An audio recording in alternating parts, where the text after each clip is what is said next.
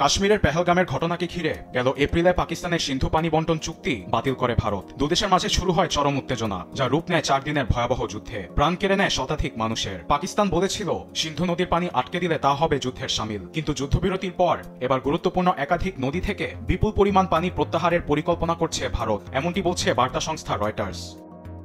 একাধিক সূত্রের বরাতে গণমাধ্যমটি আরও বলছে, ভারত পাকিস্তান উত্তেজনার মধ্যে প্রধানমন্ত্রী নরেন্দ্র মোদী চেনাব, ঝিলুম ও সিন্ধু নদে দ্রুত পানি প্রত্যাহার প্রকল্প বাস্তবায়নের নির্দেশ দিয়েছেন, যার মধ্যে চেনাব নদীর মধ্যে রণবীর খালের দৈর্ঘ্য দ্বিগুণ করা। এতে প্রতি সেকেন্ডে প্রায় 40 ঘনমিটার পানি ব্যবহারের পরিবর্তে 150 ঘনমিটার পর্যন্ত সরাতে পারবে ভারত। বার্তা সংস্থাটি আরও বলছে, জম্মুতে 12,000 মেগাওয়াট হাইড্রো পাওয়ার প্রকল্প বানানোর তালিকা প্রস্তুত করেছে নয়াদিল্লি, যা বর্তমান হাইড্রো পাওয়ার থেকে প্রায় 9,000 মেগাওয়াট বেশি। পরিচয় গোপন রাখার স্বার্থে এক কর্মকর্তা রয়টার্সকে জানান, এ নিয়ে মোদী প্রশাসনে আলোচনা চলমান, তবে এটি বাস্তবায়নে কয়েক বছর লাগতে পারে বলে জানিয়েছে বিশেষজ্ঞরা।